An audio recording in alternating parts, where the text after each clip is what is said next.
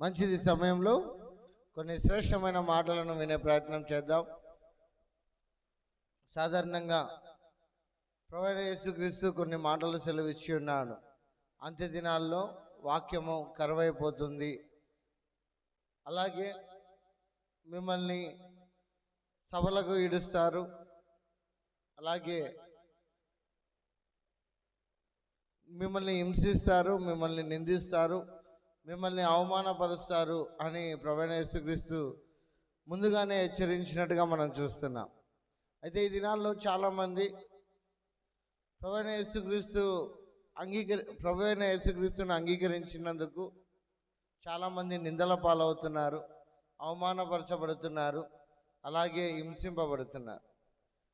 అయితే ఈ సమయంలో యేసుక్రీస్తును అంగీకరించిన వారికి నిందలు, అవమానాలు తప్పవు. వాటి వలన కొన్ని వచ్చే ఆశీర్వాదాలను మనం తెలుసుకునే ప్రయత్నం చేద్దాం. చూడండి, మత్తయి సువార్త 5వ అధ్యాయము 11వ వచనం మనము ఒకసారి చదువుకుందాం. నా నిమిత్తము జనులు మిమ్ముల్ని నిందించి హింసించి మీ మీద అబద్ధముగా చెడ్డ మాటలెల్లా పలుకున్నప్పుడు మీరు ధన్యులు. సంతోషించి ఆనందించుడి, పరలోకమందు మీ ఫలము అధికమగును. హల్లెలూయా, హల్లెలూయా. చూడండి, ఇక్కడ ప్రభువైన యేసుక్రీస్తు అంటున్నాడు, ఆయన ప్రసంగిస్తూ ఆ కొండ మీద అనేక జనాలు ఏర్పాటు చేయబడినప్పుడు కొండ మీద ప్రసంగం చేస్తున్నాడు. ఏమని చెప్తున్నాడు అని అంటే, పై వచనాల్లో ఎవరు ధన్యులు, ఎలా ధన్యులు అనేది పై వచనాల్లో మనం చూస్తే, ఈ 11వ వచనం దగ్గరికి వచ్చేసరికి ఒక మాట చెప్తున్నాడు.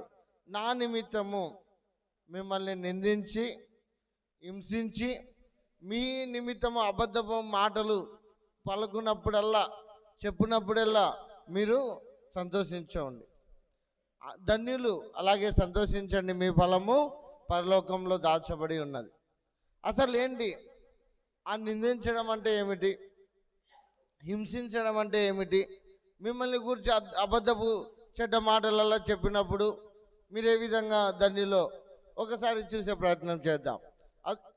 మొదటిగా ఇక్కడ మనం చూస్తున్నాము, నా నిమిత్తము జనులు మిమ్మును నిందించి. ఈనాడు చూడండి, అనేకులు మిమ్మల్ని నిందిస్తున్నారా, అనేకులు మిమ్మల్ని అవమానపరుస్తున్నారా? అసలు నిందించడము అంటే ఏమిటి అర్థము? అవమానకరమైన మాటలు లేదా హేళన కలిగినటువంటి మిమ్మల్ని చిన్నచూపు చూస్తూ హేళన చేయడము, లేదా తక్కువ చేసి మాట్లాడడం. ఈ విధంగా తక్కువ చేసి మాట్లాడడం కావచ్చు, మిమ్మల్ని హేళన చేయడం కావచ్చు, లేదా ఆ నలుగురిలో మిమ్మల్ని అవమానపరచడం, దీన్ని నిందించడం అని అంటారు. అయితే ఈనాడు యేసుక్రీస్తును అంగీకరించినటువంటి నీవు, యేసుక్రీస్తును సొంత రక్షకునిగా అంగీకరించినటువంటి నీవు అటువంటి నిందల గుండా వెళుతున్నావా? చాలామంది నిందలు పడుతుంటారు, హేళన చేయబడుతుంటారు, అలాగే అవమానపరచబడుతుంటారు. కానీ క్రీస్తు విషయమై నింద ఏ విధంగా పడుతున్నావు? క్రీస్తు విషయమై ఏ విధంగా హేళన పడుతున్నావు? క్రీస్తు విషయమై ఏ విధంగా అవమానపరచబడుతున్నావు? అందుకే ఆయన స్వయంగా సెలవిచ్చినాడు, నా నిమిత్తము జనులు మిమ్మును నిందించినప్పుడు. మరి నువ్వు నిందింపబడుతున్నావు, నువ్వు అవమానపరచబడుతున్నావు, నువ్వు హేళనకు గురవుతున్నావు. అటువంటి సమయంలో నువ్వు దేనిని బట్టి ఏ విధంగా నువ్వు హింసింపబడుతున్నావు, నిందింపబడుతున్నావు? ఒకసారి ఆలోచన చేయండి. నీ స్వయంకృత అపరాధముల వలన నువ్వు నిందించబడము అది వేరే. క్రీస్తు విషయమై నువ్వు నిందింపబడితే అది నీకు సంతోషం, అది నీకు ఫలం. ఆనాడు ప్రభువైన యేసుక్రీస్తుని కూడా చాలా దారుణంగా హింసించారు, దారుణంగా నిందించారు, అవమానకరమైనటువంటి మాటలను మాట్లాడారు. చూడండి, ఇదే మత్తయి సువార్త 11వ అధ్యాయము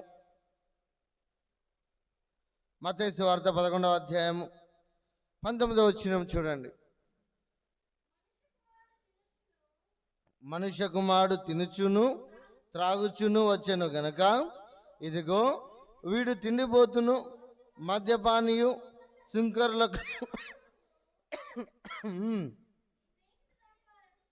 సుంకరులకును పాపులకును స్నేహితుడని వారు అనుచున్నారు. ఆయనను జ్ఞానమని దాని క్రియలను బట్టి తీర్పు పొందేదనను. ఇక్కడ చూడండి, మనుష్య కుమారుడు అనగా ప్రభువైన యేసుక్రీస్తును ఏ ప్రజల కోసమైతే ఆయన వచ్చి ఉన్నాడో, ఏ ప్రజల మధ్య ఆయన నివసించి ఉన్నాడో, ఏ ప్రజల మధ్య ఆయన అద్భుత కార్యములను జరిగించి ఉన్నారో, తన ప్రజలే, తన గోత్రపు వారే, తన పిల్లలనే, తను పేరు పెట్టి పిలుచుకున్నటువంటి పిల్లలే ప్రభువైన యేసుక్రీస్తును ఏమంటున్నాడు అంటే మద్యపాని అంటున్నాడు, అలాగే తిండిపోతూ అని అంటున్నాడు. వీడు పాపుల మధ్యన నివసించేవాడు, పాపులకు స్నేహితుడు అని ఎంతగానో నిందించినట్టుగా మనం చూస్తున్నాం. కానీ ఈనాడు క్రీస్తు విషయమై ఒక్క నింద మనం భరించలేకపోతున్నాం. క్రీస్తు విషయమై ప్రభువైన యేసుక్రీస్తు మన కొరకు ఈ లోకానికి వచ్చి, మన కొరకు తన ప్రాణాన్ని పెట్టుటకు ఈ లోకానికి వచ్చి, ముందుగానే ఆ శిక్ష అంతటిని భరించాలని తెలిసినప్పటికీ ఆయన ఈ లోకానికి వచ్చినప్పుడు, మరి ఆయన ఈ లోకానికి వచ్చినటువంటి ఆ గొప్ప దేవుడే, ఆ గొప్ప మనుష్య కుమారుడే అన్ని నిందలు పడితే, మరి క్రీస్తు విషయమై మనం ఒక్క నింద అయినా పడుతున్నామా? రోజుకు ఒక్కరైనా నిన్ను క్రీస్తు విషయంను బట్టి నువ్వు నిందింపబడుతున్నావా? ఒక్కసారి ఆలోచన చేయండి. నీకెన్ని పనులన్నా పెట్టుకో, ఎంత ప్రయాణమన్నా, ఎక్కడికైనా నువ్వు వెళ్ళు, ఏ స్థలంలోనైనా నువ్వు ఉండు, వాటన్నిటిని విడిచి నువ్వు దేవుని మందిరానికి వచ్చినప్పుడు ఆ ఆసక్తిని బట్టి బలపోయినవులే నువ్వు దేవుని మందిరానికి అనే నింద నువ్వు ఎప్పుడైనా పడ్డావా? నీ పనులన్నిటిని పక్కన పెట్టి, నీ ప్రయాసంతటిని పక్కన పెట్టి నువ్వు దేవుని సన్నిధికి వచ్చినప్పుడు అనేక రకాలుగా నిందపడినట్లయితే, అనేక మాటలు నువ్వు పడినట్లయితే నిజంగా నువ్వు ధన్యుడివి, ధన్యురాలివి. చాలామంది తెలియక చర్చికి వస్తే వాళ్ళు అట్లా అనుకుంటారు, వీళ్ళు ఇట్లా అనుకుంటారు అని ఆ అపోహలో పడిపోయి దేవుని మందిరానికి రాలేకపోతున్నారు చాలామంది. అంటే క్రీస్తు విషయమైన ఆ నింద కూడా భరించలేకపోతున్నారు, ఆ అవమానం కూడా తట్టుకోలేకపోతున్నారు. వాళ్ళు అట్లా అంటారు, వీళ్ళు ఇట్లా అంటారు అనేదే ఆలోచన చేస్తున్నారు. కానీ నీకొచ్చే ఫలాన్ని, నీకొచ్చే ఆశీర్వాదాన్ని నువ్వు గ్రహించుకోలేకపోతున్నావు. చాలామంది ఇదే కోవలో వెళ్ళిపోతున్నారు. ఎందుకు వెళ్ళాలి? ఈడైతే అందరూ నన్ను చూస్తారు, వేరే చోటుకి వెళ్తే వారికి నేను కనబడను, ఆడ ఎట్లనైనా ఉండొచ్చు అని అనుకునే వాళ్ళు చాలామంది ఉన్నారు. అక్కడ బాగా జరుగుతుందని, ఇక్కడ బాగా జరుగుతుందని వెళుతున్నాము. కానీ మరి నువ్వు స్థానికంగానే నువ్వు దేవుని మందిరంకు రాకుండా, ఆ మందిరంలో నువ్వు మేలులను అనుభవించకుండా, క్రీస్తు విషయమైనటువంటి చిన్న మాటను నువ్వు సహించలేకపోతే మరి నీకు ఏ విధంగా ఫలం కలుగుతుంది? ఆయన అంటున్నాడు, ఏమని అంటున్నాడు అంటే, ఈయన తిండిపోతూ, మద్యపాని, అలాగే పాపులకు స్నేహితుడు. ఎంత దారుణమో చూడండి, ఎంతగా అవమానిస్తున్నారో చూడండి. ఇంకొక సందర్భంలో అంటాడు చూడండి, యోహాను సువార్త 8వ అధ్యాయము, యోహాను సువార్త 8వ అధ్యాయము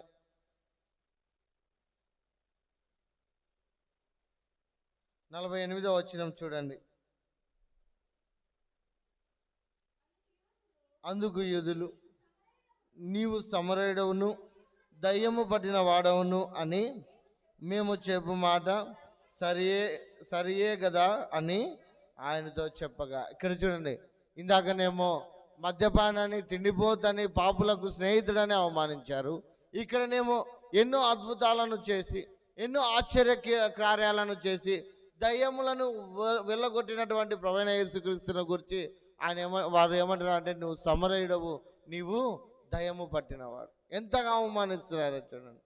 ఒక పక్క అవమానిస్తూ, ఒక పక్క హేళన చేస్తూ, అనరాని మాటలు అంటున్నప్పటికీ ప్రభువైన యేసుక్రీస్తు దేవుని వైపు చూస్తూ ముందుకు కొనసాగాడు. మరి ఈనాడు మీరు ఏ విధంగా దేవుని వైపు చూస్తున్నారు? మీరు ఏ విధంగా మీ దేవుడే, మీ రక్షకుడైనటువంటి యేసుక్రీస్తు వైపు చూస్తూ ఆ నిందలు, ఆ అవమానాలు ఎలా భరిస్తున్నారు? ఒక్కసారి ఆలోచన చేద్దాం. ఎందుకంటే దేవుడు నీకు సెలవిచ్చి ఉన్నాడు, నా నిమిత్తము మిమ్మల్ని నిందించినప్పుడు మీరు ధన్యులు. మరి మీరు ధన్యులు అవ్వాలి అని అంటే ఆ నిందలు, ఆ అవమానము, ఆ హేళనకరమైనటువంటి మాటలు మనము భరించాల్సిందే కదండి. మనం ఒక మాట అంటే తిరిగి 2 మాటలు అంటాం. అవునా కాదండి? ఒక మాట అంటే తట్టుకోలేం, ఒక మాటను మనం ఓర్చుకోలేం, ఒక మాటనే మనం సహించలేకపోతే మరి ఏ విధంగా ఆ ఘనతను పొందుకుంటాం, ఏ విధంగా ఆ ఫలాలను పొందుకుంటాం? ఒక్కసారి ఆలోచన చేయండి. నువ్వు ఫలాన్ని అనుభవించాలి అని అంటే నువ్వు క్రీస్తు విషయమైన నింద ఖచ్చితంగా నువ్వు మోయాల్సిందే. అందుకే ఆయన అన్నాడు, అయ్యా నీకు ఇష్టమైతే ఈ గిన్నె నా యొద్ద నుండి తొలగించు. ఆయనను నా ఇష్టము కాదు కానీ నీ చిత్తమే నెరవేరును గాక అని. సాధ్యమైతే తొలగించు అన్నటువంటి దేవుడే మరలా తన తండ్రి చిత్తానికి ఆయన లోబరుచుకున్నాడు. ఎందుకు?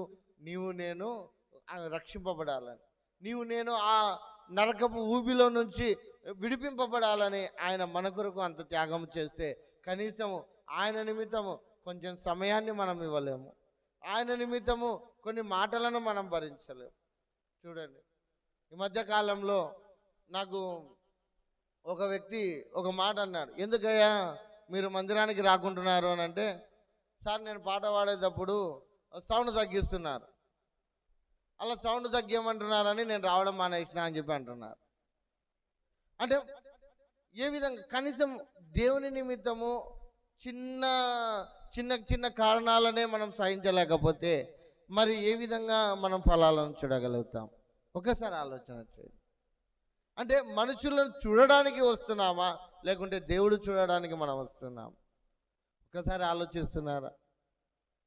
చాలామంది తెలియక వారికి వచ్చే ఫలాలను పోగొట్టుకుంటున్నారు, వారికి వచ్చే ఆశీర్వాదాలను పోగొట్టుకుంటున్నారు. నా నిమిత్తము జనులు మిమ్మును నిందించినప్పుడు మీరు సంతోషించండి, పరలోకంలో మీ ఫలము అధికమవుతుంది.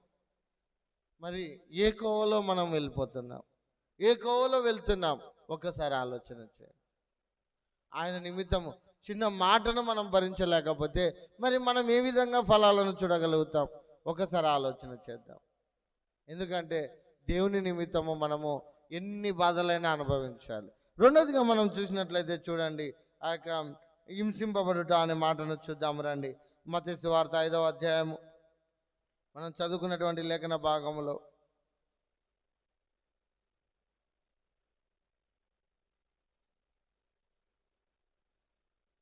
మత్తయి సువార్త 5వ అధ్యాయము 11వ వచనం మరలా ఒకసారి చదవండి.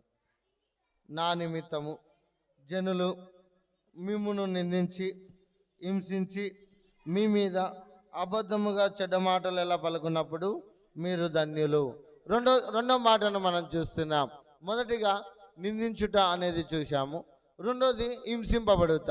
అసలు హింసింపబడుట అంటే ఏమిటి?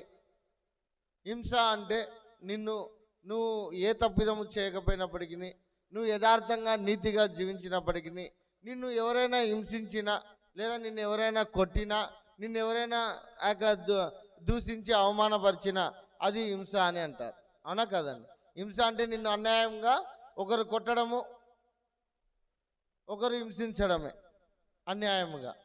మరి ఆనాడు చూడండి, అపోస్తలులు ప్రభువైన యేసుక్రీస్తు పట్టుబడినప్పుడు అందరూ చెదిరిపోయారు, ఎక్కడి వాళ్ళు అక్కడ పారిపోయారు. ప్రభువైన యేసుక్రీస్తును గెత్సేమనే తోటలో పట్టుకున్నప్పుడు, ఆ సైనికులు పట్టుకున్నప్పుడు కేవలము ఒక పేతురే ఆయన ఎక్కడికి వెళ్తే, ఏ స్థలానికి వెళ్తే ఆ స్థలానికి వెళ్ళి చూచేవాడు. కానీ పేతురు కూడా ఆయన చెప్పినట్టుగానే అబద్ధం ఆడాడు. ఎక్కడి వారు అక్కడ చెదిరిపోయారు. ఎప్పుడైతే యేసుక్రీస్తు పునరుత్థానుడై లేచాడో, పునరుత్థానుడై లేచిన తర్వాత యేసుక్రీస్తు ఆయన చెప్పినటువంటి ఆత్మను ఎప్పుడైతే పొందుకున్నారో, అలా పొందుకున్న తర్వాత ఆయన నిమిత్తము అనేక అవమానాలు భరించారు, అనేక హింసలు భరించారు. చూద్దాము రండి, అపోస్తల కార్యములు 5వ అధ్యాయం. అపోస్తల కార్యములు 5వ అధ్యాయం 40 వచనం చూద్దాము.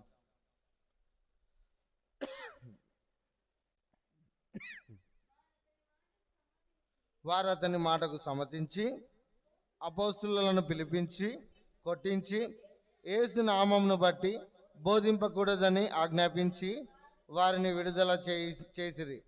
ఆ నామము కొరకు అవమానము పొందుటకు పాత్రులను ఎంచబడినందున వారు సంతోషించుచు మహాసభ ఎదుట నుండి వెళ్ళిపోయి ప్రతిదినము దేవాలయంలోను ఇంటింట మానక బోధించుచు యేసే క్రీస్తుని ప్రకటించుచుండిరి. హల్లెలూయా, హల్లెలూయా. చూడండి, రెండో మాటను మనం చూస్తున్నాం. ఆనాడు యేసుక్రీస్తుని ఎప్పుడైతే పట్టుకున్నారో, పట్టుకున్న వెంటనే శిష్యులు అందరూ వెళ్ళిపోయారు, పారిపోయారు, ఎక్కడి వారు అక్కడ చెదిరిపోయారు. కానీ ఎప్పుడైతే వారు పరిశుద్ధాత్మను పొందుకున్నారో, ఆ పరిశుద్ధాత్మను పొందుకున్నప్పుడు వారిని పిలిపించి మరి కొట్టించారు. వారిని, అపోస్తలులను పిలిచి మరి కొట్టారు.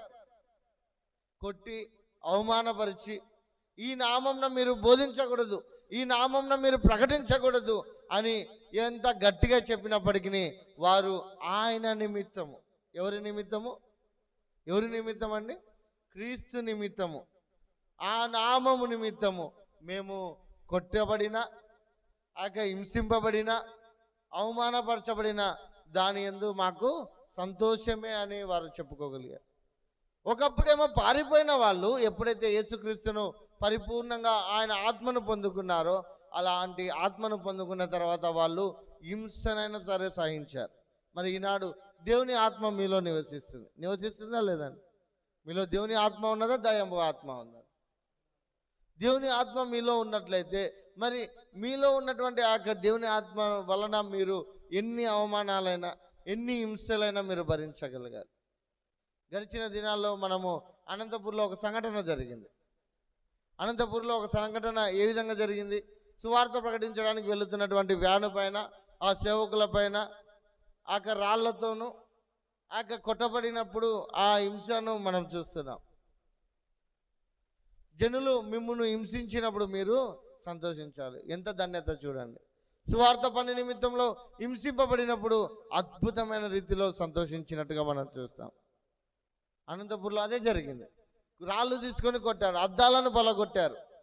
సువార్తను ఆపాలని, సువార్తకు వ్యతిరేకంగా అనేకులు కూడి వచ్చారు. అలా కూడి వచ్చినప్పటికీ ఆ సేవకులు ధైర్యంగా క్రీస్తు సువార్తను ప్రకటించినట్టుగా మనం చూస్తున్నాం. మరి మనం ఏ విధంగా ప్రకటిస్తున్నాం క్రీస్తు సువార్తను? ఆనాడు అంటున్నారు, ప్రతి దినము దేవాలయములోను ఇంటింటను మానక బోధించుచు యేసే క్రీస్తు అని ప్రకటించుచుండేది. యేసే క్రీస్తు అంటే అర్థం ఏంటి? యేసు అంటే రక్షకుడు, క్రీస్తు అంటే అభిషిక్తుడు. యేసే మనల్ని రక్షించేది, క్రీస్తే మనల్ని అభిషేకించేది. ఆ పరలోక రాజ్యానికి చేర్చడానికి క్రీస్తు ద్వారానే మనము వెళ్ళగలుగుతాం. మరి ఏ నామంలో మనం వెళ్ళలేం. అన్ని నామముల కన్నా పైనామము ప్రభువైన యేసుక్రీస్తు నామం. ఆ నామము నిమిత్తము ఆనాడు అపోస్తలులు హింసింపబడ్డారండి. మరి ఆయన నిమిత్తము మనం కనీసం మాటలు తట్టుకోలేకుంటున్నాం. చిన్న సౌండ్ పెడితే ఓర్చుకోలేకపోతున్నాం. చిన్న మాటలు వచ్చినాయంటే సహించలేకపోతున్నాం. లేదా పని కట్టుకొనైనా సరే పనులకైనా వెళ్ళిపోతాం, కానీ దేవుని మందిరానికి మాత్రం, దేవుని సన్నిధికి మాత్రం మనం రాలేకుంటున్నాం. మరి ఏ విధంగా మనము దేవుని నిమిత్తము నిందింపబడుతున్నాం, దేవుని నిమిత్తము హింసింపబడుతున్నాం? ఒకసారి ఆలోచన చేయండి. తెలుసా, 2005 సంవత్సరంలో అనుకుంటాను, మేము ఇంకా చిన్నగా ఉన్నాం, చర్చికి వెళ్తున్నామని మా ఆయన వారే, మా గోత్రపు వారే, మా బంధువులే మా కుటుంబాన్ని అంతటినీ విచిత్రంగా కొట్టారు. మా అమ్మనైతే ఏకంగా చేతుల పైన మోసుకుంటూ వెళ్ళి కొట్టి కాళ్ళతో దన్నారు. 2005లో జరిగింది ఈ సంఘటన. కేవలం చర్చికి వెళ్తున్నామని. అప్పుడు అద్భుతమైన రీతిలో మా శ్రమను, మా ఆయన నిమిత్తము పొందినటువంటి హింసను దేవుడు చూచాడు. కాబట్టి కేవలము 3 సెంట్ల భూమితో ఉన్నప్పుడు వెళ్ళినటువంటి మేము ఈనాడు అన్ని విధాలుగా ఉన్నారు. పొలం విషయంలో కావచ్చు, మిల్లు విషయంలో కావచ్చు, అమ్మకు ఆ ఉద్యోగం విషయంలో కావచ్చు, అన్నిటిలో దేవుడు సహాయం చేశాడు. ఎందుకు? ఆయన నిమిత్తం హింస పొందినప్పుడు. అన్నాడు అపోస్తలులు ఆయన నిమిత్తము హింస పొందినప్పుడు ఇది మాకు సంతోషమని భావించారు. మరి ఈనాడు మనము చిన్న మాటను తట్టుకుంటున్నామండి? చిన్న మాటనన్నా భరించగలుగుతున్నామా? యేసు నిమిత్తము కనీసం రోజుకు ఒక్కసారన్నా ప్రార్థన చేసుకునేటప్పుడు కావచ్చు, లేదా మీరు వెళుతున్నటువంటి సమయంలో కావచ్చు, కనీసము మీరు భోజనం చేస్తున్నప్పుడు ఎక్కడనన్నా ఉండని కనీసం ఆయనకు స్తోత్రాలు చెల్లించేటువంటి సమయంలో మిమ్మల్ని చూసి ఎవరన్నా ఏదన్నా అది మీకు ఫలమే, అది మీకు సంతోషం, మీకు ఆనందమే. కానీ మనము జనాలు చూస్తారని సిగ్గుపడుతూ తినే చోట కనీసం ఆయన కృతజ్ఞతలు తెలియజేయలేం. దేవుని వాక్యం సెలవిస్తుంది, ఆ యొక్క దేవునికి కృతజ్ఞతాస్తుతులు చెల్లించకుండా ఆహారమైనను ముట్టకూడదని దేవుని వాక్యం సెలవిస్తుంది.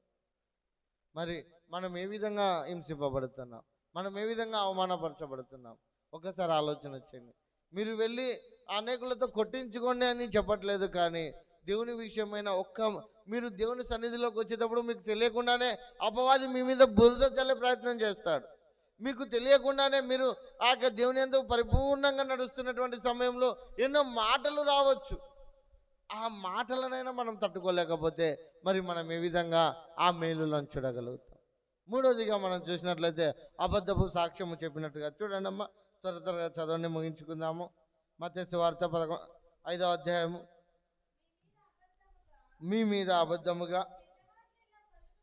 చెడ్డ మాటలు ఎలా పలుకున్నప్పుడు మీరు ధన్యులు, సంతోషించి ఆనందించి పరలోకమందు మీ ఫలము అధికమగును. మూడోదిగా మనం చూసినట్లయితే అబద్ధపు మాటలు. ఈనాడు చూడండి, చాలామంది మన పైన ఉన్నవి లేనివి చెబుతూ ఉంటారు. ఎరగకుండానే తెలియకుండానే ఒక మాట నీ చెవిన పడిందంటే దానికి 10 మాటలు కలిపి అబద్ధపు మాటలు, చెడ్డ మాటలు అనేకులకు చెప్పి ఆ లేనివి పుట్టించే వారిని చాలామంది మనం చూస్తుంటాం. సాధారణంగా చూడండి, ఒక ఇంట్లో భార్యాభర్తలు ఉన్నారనుకోండి, వాళ్ళు సంతోషంగా ఉన్నారంటే ఓర్వలేని వాళ్ళు ఆ భార్యకు ఒక మాట చెప్తారు, భర్తకు ఒక మాట చెప్తారు. చెప్తారో లేదా? ఖచ్చితంగా చెప్తారు.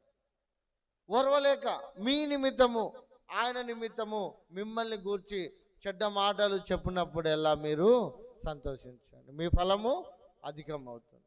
ఏంటి చెడ్డ మాటలు అంటే, మీకు ఆ దేవుని నిమిత్తము, దేవుని విషయంలో, దేవుని యొక్క శ్రమల విషయంలో కావచ్చు, దేవుని యొక్క ఆశీర్వాదాల విషయంలో కావచ్చు, మీ నిమిత్తము చెడ్డ మాటలు చెప్పినప్పుడు మీరు ఆ సంతోషించండి. ఎలాంటి అబద్ధపు మాటలు అంటే చూడండి, ఇదే మత్తయి సువార్త 26వ అధ్యాయము. మత్తయి సువార్త 26వ అధ్యాయము 59-60 వచనాలు చూడండి.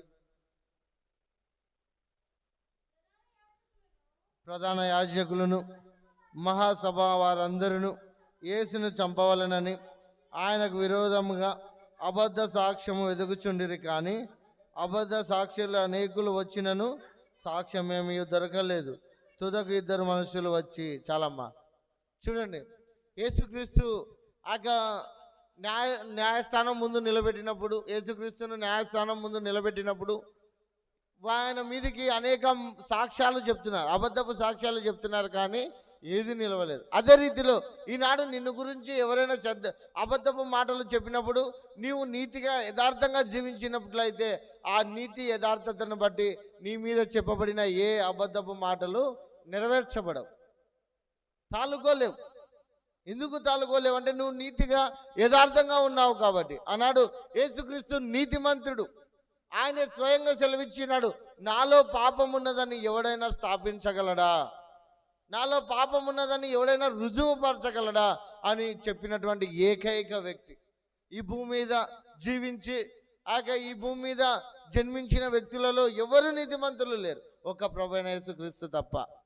ఆయన వలె ఎవరు చెప్పలేరు, ఏ వ్యక్తి చెప్పలేరు నాలో పాపం ఉందని ఎవడైనా స్థాపించగలడా అని.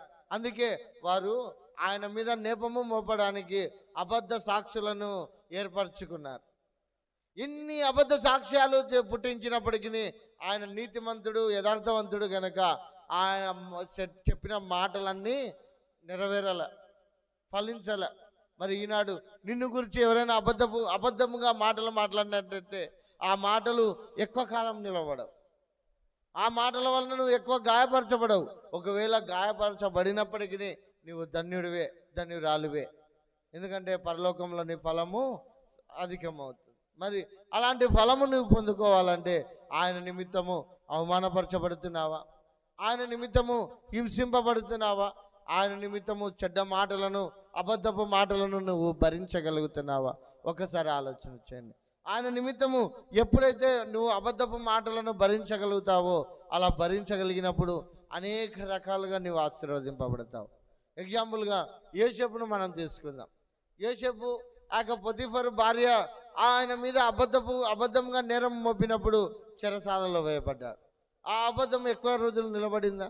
ఎప్పుడైతే యథార్థంగా ఉన్నాడో, యథార్థంగా ఉన్నందుకు ఆ చెరసాలనైనా సరే, ఆ హింస అయినా సరే ఆ అనుభవించడానికి సిద్ధపడినప్పుడు దేవుడు ఉన్నతమైన స్థానంలో యోసేపును నిలబెట్టాడు. ప్రధానమంత్రిగా చెరసాలలో ఉన్నటువంటి వ్యక్తిని తీసుకొచ్చి ప్రధానమంత్రిగా ఆ ఐగుప్తు రాజ్యంలో సర్వాధికారము యోసేపుకి ఇవ్వబడింది. ఎందుకు ఇవ్వబడింది? ఆయన నిమిత్తము అబద్ధపు మాటలు పడినాడు, హింసింపబడినాడు, చెరసాలలో వేయింపబడినాడు. మరి ఆయన నిమిత్తం నువ్వే విధంగా హింసింపబడుతున్నావు? ఆయన నిమిత్తం ఏ విధంగా అవమానపరచబడుతున్నావు? ఆయన నిమిత్తం ఏ విధంగా నీవు ఆ చెడ్డ మాటలను భరించగలుగుతున్నావు? ఆయన నిమిత్తం నువ్వు భరించినట్లయితే యోసేపును ఆశీర్వదించిన దేవుడే నిన్ను ఆశీర్వదిస్తాడు. ఆశీర్వదించడాన్ని ఖచ్చితంగా ఆశీర్వదిస్తాడు. అందుకే ఇది ఒక మాట చదువుకొని మనం ముగించుకుందాం. కీర్తనలు 109వ కీర్తన, 109వ కీర్తన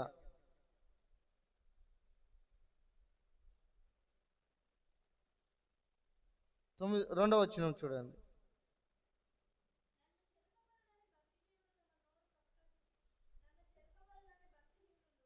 నన్ను చెరపవలననే భక్తిహీనులు తమ నోరు కపటము గల తమ నోరు తెరిచి ఉన్నారు, వారు నా మీద అబద్ధములు చెప్పుకొనుచున్నారు.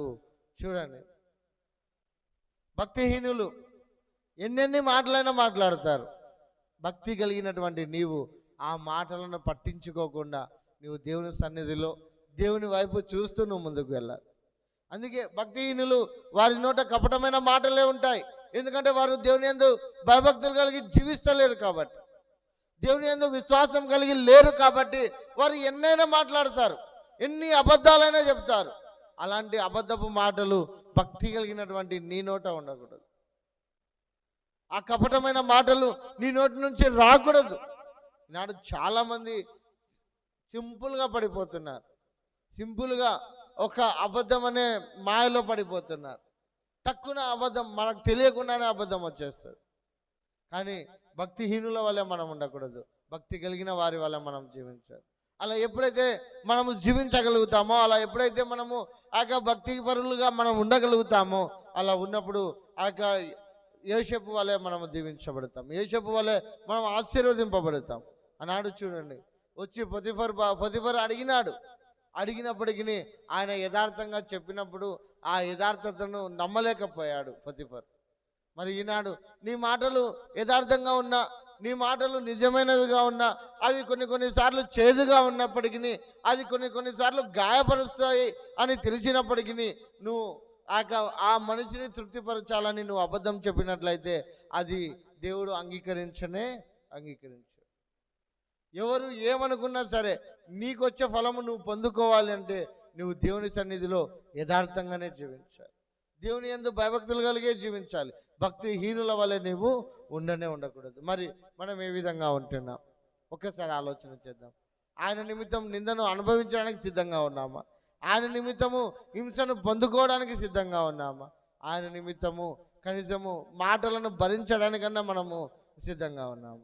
ఒక్కసారి ఆలోచన చేయండి. ఎందుకంటే దేవుని నిమిత్తము అనగా ప్రభు అయిన యేసుక్రీస్తు నామము నిమిత్తము నువ్వు నిందించబడిన, నువ్వు హింసింపబడిన, నీవు చెడ్డ మాటలను అనుభవించినప్పటికీ, భరించినప్పటికీ ఆ ఫలము నీకు అధికమే అవుతుంది, కానీ నీకు తక్కువ కాదు.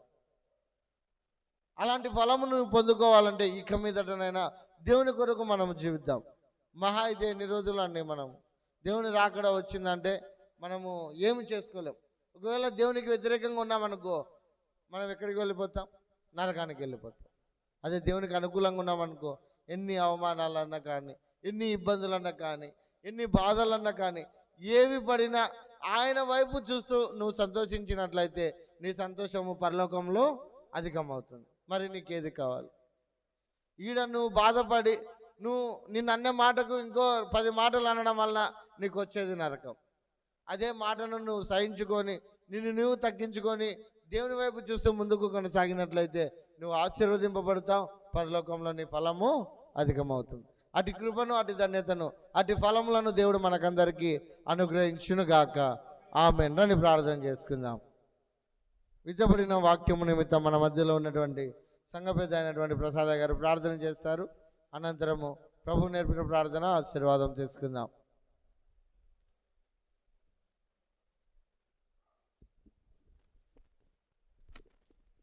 ప్రార్థించుకుందాం.